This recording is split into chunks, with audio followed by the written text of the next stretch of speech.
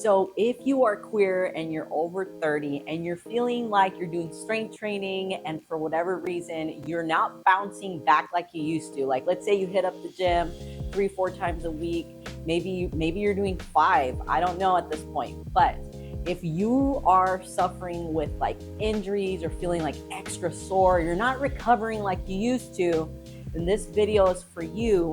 And it's even more for you if you do still mace training. All right. So if you're a still mace warrior, even better. All right. But if you're not, you can still watch this and get a lot of great info and tips from me, Coach Victoria Islas. So let's go ahead and jump into it.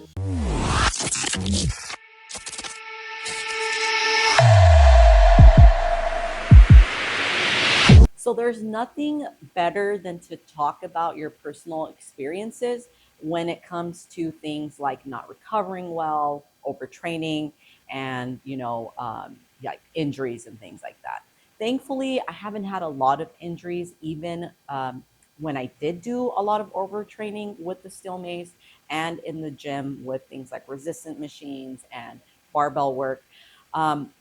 But I will say that I have had injuries such as, elbow issues. I have and still have, some issues on the left side of my body. And some of it, though, over the years, I have become more self-aware and have actually put together more data on why I was, feeling this way. And so my situation may be very different than yours, obviously. But I learned over the years since I would say I picked up the steel mace in 2017. I learned recently, about 2-3 years ago, that I actually have an autoimmune condition called MTCD. And so now that I know that, and over the years of training, of accumulating, self-awareness and accumulating, information about my own body, I'm better able to, understand what my body needs. And so, I would say for you, if you're just starting to train, obviously I would say that over several months and over the years, you're going to learn more about your body, on the long run. And I think that you're going to start, connecting things. You're going to start connecting the dots, going, oh, that's why this happened.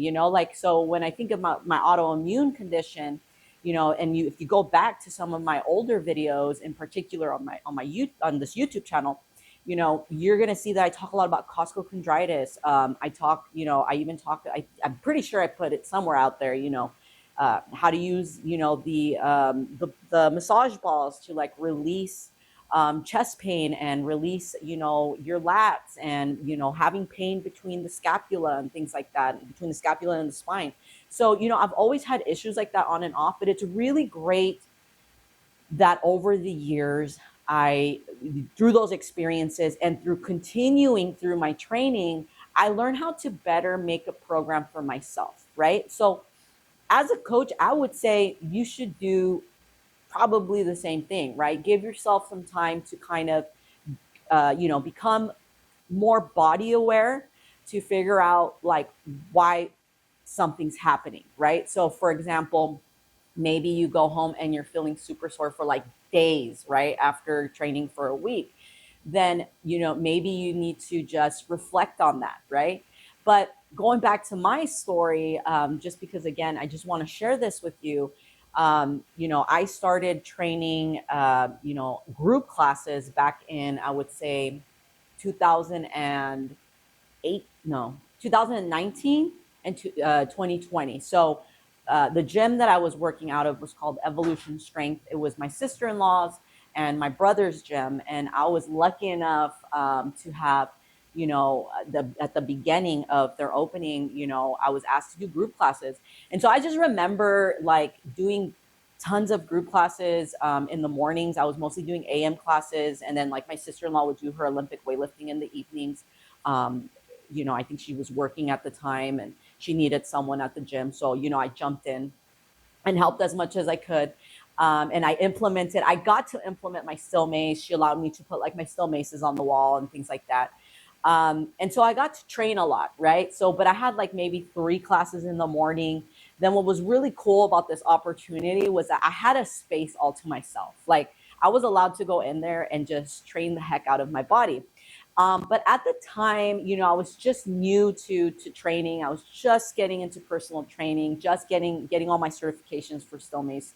And I didn't really emphasize recovery as much as I do now. I didn't really emphasize mobility, stretching, and all the other things, all the other protocols that you can obviously do to, recover, right? Which, I mean, sleep is one of the biggest things as well. So, I wasn't there yet. So looking back, I can understand why I was constantly sore, constantly burnt out, constantly, overtraining. It was obviously because I was doing my group classes in the mornings, doing a couple and then doing it like every day, right? Almost every day. And so that led to a lot of complications where I was like the thinnest I've ever been in my life, which, I probably wasn't the healthiest, but I was definitely the thinnest. I was on energy drinks all the time, which I do not recommend anymore. I would say, I think there were Bangs, and before that it was Rock Stars. I mean, I am the energy drink and pre-workout girl in the past, right? And now I'm down to, in the last few weeks, I haven't even been drinking caffeine, but when I do, it's probably just a matcha in the morning, and then I'm set for the day. So that's not for everyone. I'm not saying cut out caffeine or anything like that, but that has helped me on my own journey, and especially with having the conditions, the constant condition of my autoimmune disorder. Those are things that I have had to change in my life. So, you know, based on my story, I would say, and my experience with feeling burnt out over your 30s, which was never the case in my 20s, by the way.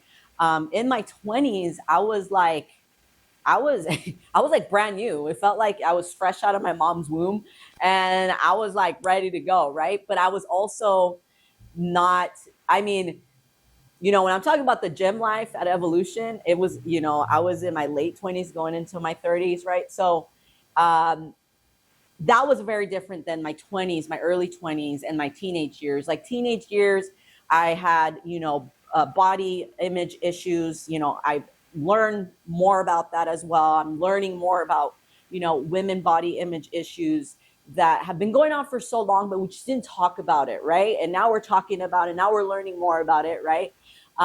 So, I had body image issues. I would even say I had bulimia. I would even say I had anorexia at some point. Those were my teenage years. And then when I got past my teenage years, early 20s, right, pre-adult, I was dealing with a lot of, diet pills and pre-workouts, and to the point where I was giving myself panic attacks. I mean, these things are not amazing. They do nothing for your body, to be completely honest. Pre-workout, yeah, I'll give you that. Like if you want to add a pre-workout once in a while, that's fine. But when you overdo it the way I was doing it, there is like no benefit whatsoever. When I look back at that, and with all the knowledge that I have now and all the experience, right? I'm going to be 35 this year. You can say I started training when I was like 16. So long story short, through those experiences, I learned what worked for me. Now, at some point, and I can't really pinpoint like on a calendar when that was. I just don't have that type of memory. I know there's people out there with fantastic memory, but most of us probably can't pinpoint exactly when something shifted. But definitely, this was even before my autoimmune, that something shifted where I knew deep down that I needed to add a recovery protocol to my workout routine, right? To my strength training routine. I knew that doing Still Mace training back to back to back to back to back with not enough recovery, with no recovery protocol, was doing more harm to my body than good, right? So that's kind of what we're going to talk about today. Those are the tips that I'm going to give you, is that, instead of focusing just on, I got to build muscle and trying to be perfect about it and going in there, there's so many ways like you could be going through it. Like maybe you're not consistent, and when you do go in the gym, you're in there like for freaking 2 or 3 hours, right? Or maybe you go to the gym consistently every day, 1 hour, 5 days out of the week. I would say if you're feeling overtrained, if you're feeling fatigued, if you're feeling not so good, right? You're starting to feel aches and pains and possibly even have an injury, then we know that something's off there.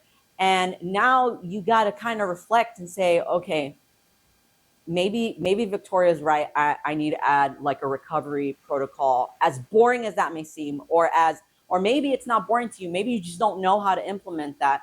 And that's kind of, again, that's what I'm going to talk about right now. And I'm going to give you the best tips that I can possibly give you on this subject. But I want to let you know that, your goal needs to be bigger than just building muscle, and your goal has to be sustainable. You have to be sustainable, right? Like, don't you want to like be healthy and like be able to pick up a still mace for like the rest of your life, or for as long as you can, right? Or don't you want to be able to do a lift for as long as you can? So on that note, let's talk about the 3 core shifts that I would recommend as a coach. Again, if you're, LGBTQ, if you're queer and over 30 and you're just feeling exhausted after you hit up the gym, okay? And again, everyone's situation is going to be so different, but you can still take this home and do something with it, okay? But the point is after I give you this advice, make sure you implement it, and I guarantee that you're going to feel like 100 times better. So the first core shift that I'm going to give you, which another way of saying this is a principle to just live by when you're at the gym, or even better, if you have a home gym or you're working out from home, is to move with intention, with purpose, and not with ego. Okay.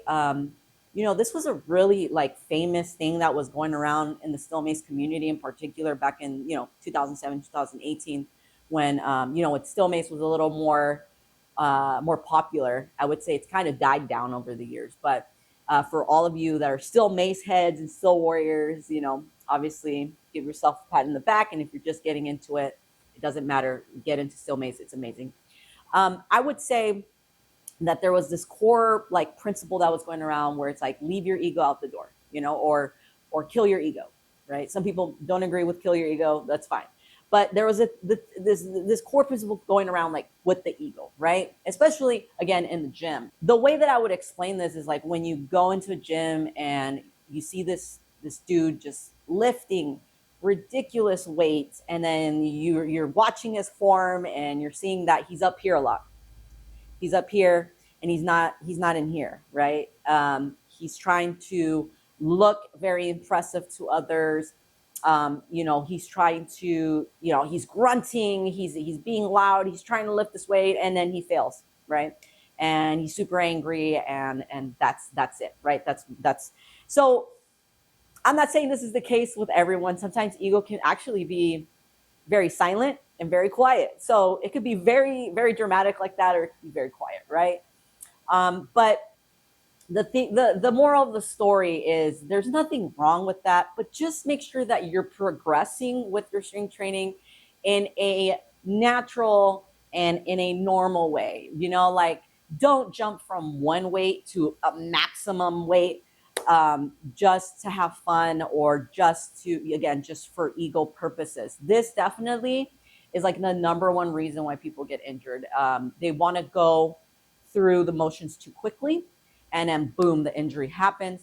And sometimes ego can also be maybe jumping too quickly to the next weight, right? The increment, and jumping too quickly. Like, it doesn't have to be super direct, and this is the quiet one, right? This is the subtle ego jump, but it could be like maybe you're jumping too quickly, right? And you're going a little bit up, and it's not time yet, right? I would say, that could burn you out. That can definitely injure you. That's definitely can overtrain you, especially if you're like jumping around throughout the week. You'll know though, sometimes this works for some people. And there's no right or wrong way, but definitely there is a right way of progressing, right? So I would say ego is like the number one thing that I see in the gym, or even with people that are not patient with learning the foundations and wanting to jump into things that they're just not ready for, and then boom, injury happens, right? And again, this is not always the case. I'm not saying this is this is your case, but I would say try to avoid this as much as possible so that, again, if this is one of the reasons, you don't feel so burnt out, so much fatigue and overtrain. Now, before I jump into the next core principle or core shift, I want to discuss why the still mace in particular is really great to kind of kill your ego and to also prevent injuries and not let that happen too often, right? Because I mean, we're all going to have a little bit of ego. I mean, and I absolutely think that like there's a place for it. Like if you're in a competitive type of sport or you're just competitive in nature, that's going to come very natural to you, and that's okay. I'm not saying it's wrong. I'm just saying be careful and take care of your body, right? So still mace is great for this in particular because you have, if we talk the standard still maces, you have 10 pound, a 15, a 20, a 25, a 30, right?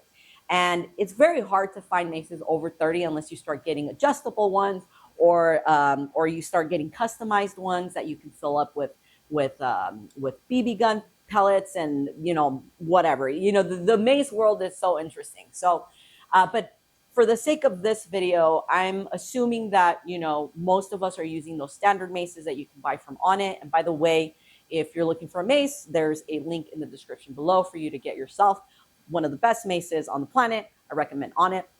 But the mace is great because it teaches you how to be humble. It teaches you, especially if you go down a good path where you're learning the foundations and you're taking those foundations and you're utilizing them to the best of your ability, and you start getting better and better and better slowly.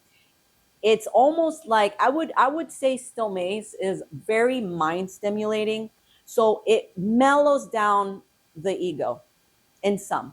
I'm not saying everyone, because then we have the competitive guys, right? That like to lift heavy mace. And again, that's fucking awesome. And I love it. But for this video, we're talking about, my queer friends who are just trying to get some strength training in and are trying to build muscle. Okay. So just to make that clear, I've had people jump on my YouTube videos and start like rambling on and attacking me because they don't watch the whole dang video. Okay. I'm not against it. I'm just saying there's a time and a place for it. Right. But I think the still mace humbles us down.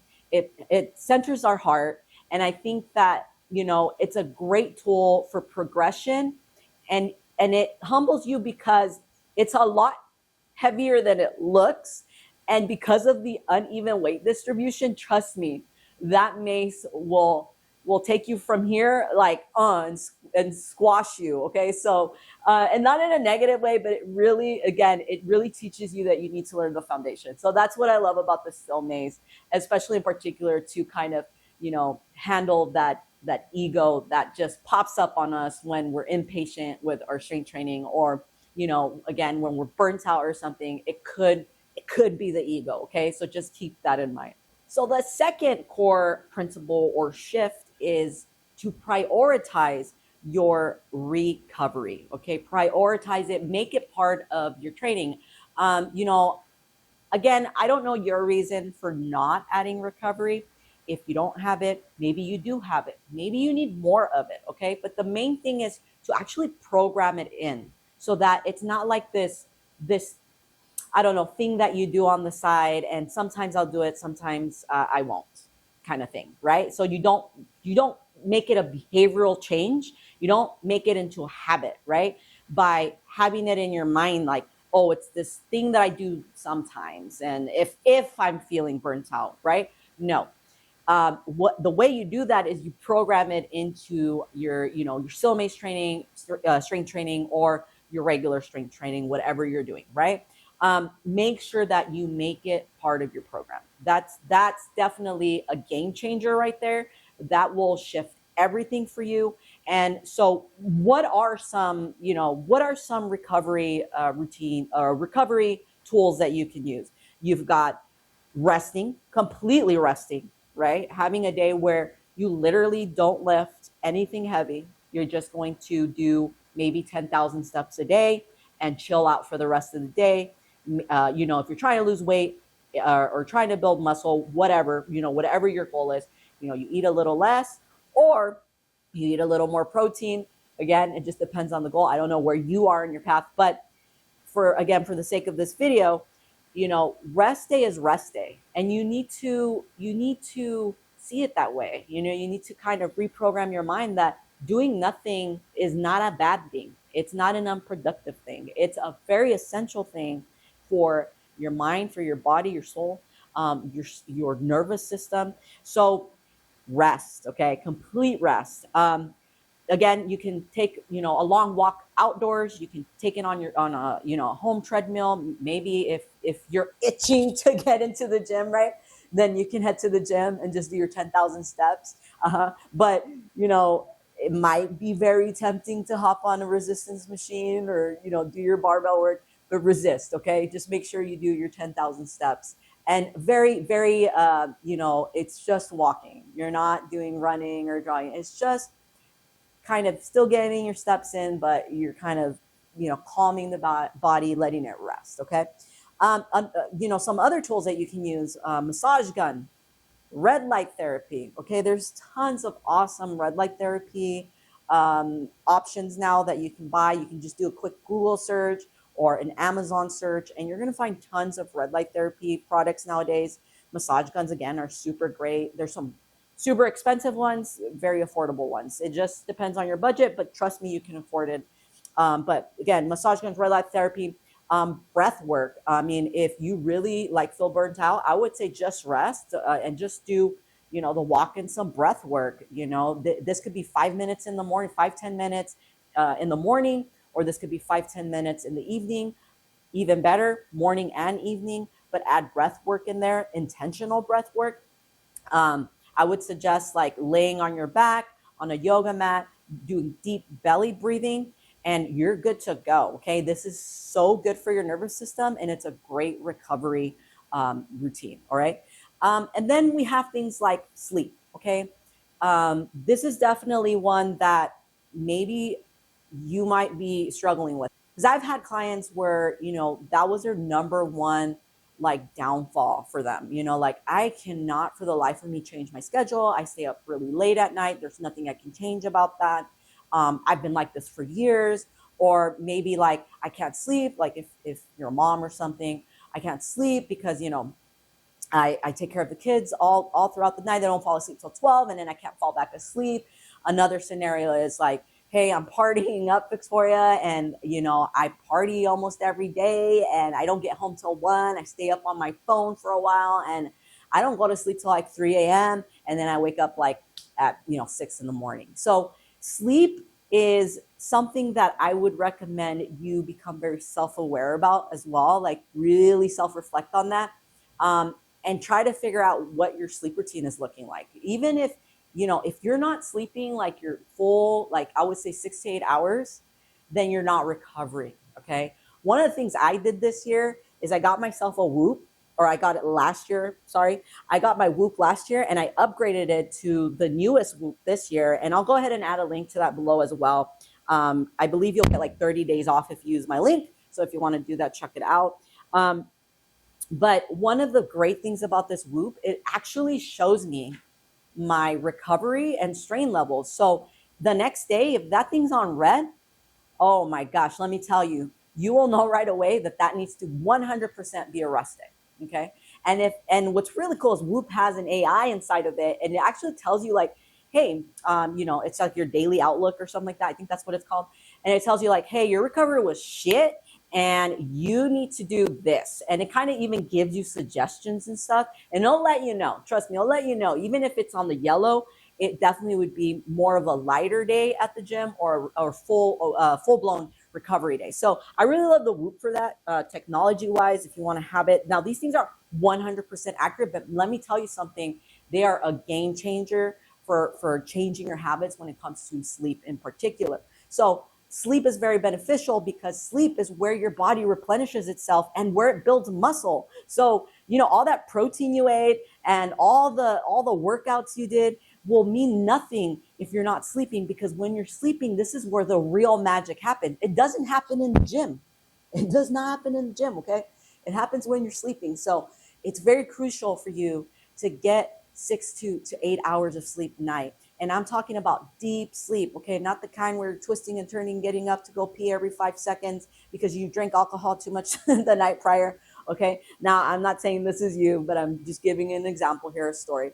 So it's really important. Okay. So those are the top tools or protocols that you can add. These habits are amazing and they will change the way you feel. Like no more overtraining, no more burnt out, feeling burnt out, no more getting injuries, things like that.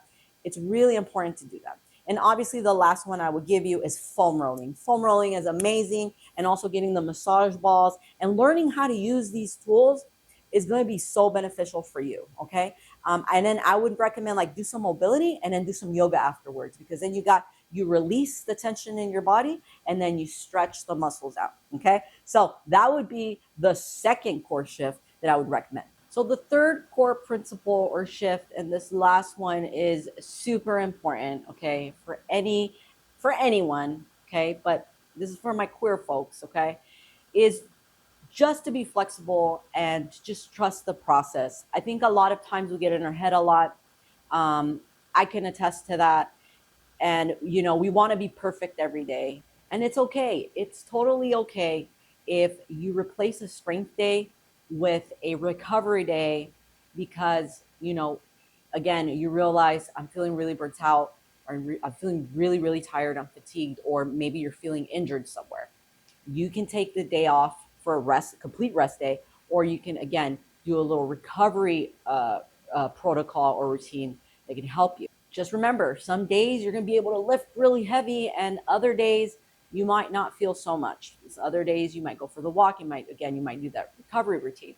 And for women in particular, we have with our menstrual cycle, we have certain periods when we shouldn't be lifting very heavy. And that's the topic for another video on its own. Like, I would love to talk about that.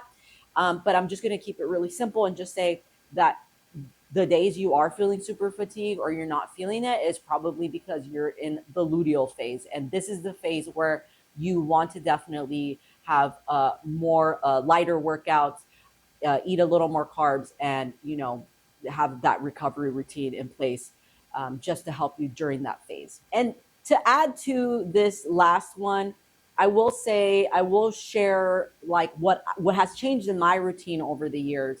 And a lot has changed. I will say that, I'm not using the Mace every single day. Like, there was a point where I was literally doing 360s and 10 to 2s like every day, right? And I started to realize like my left shoulder was like feeling a little funky, and like I was having that pain that I was talking about, like between my scapula and my spine.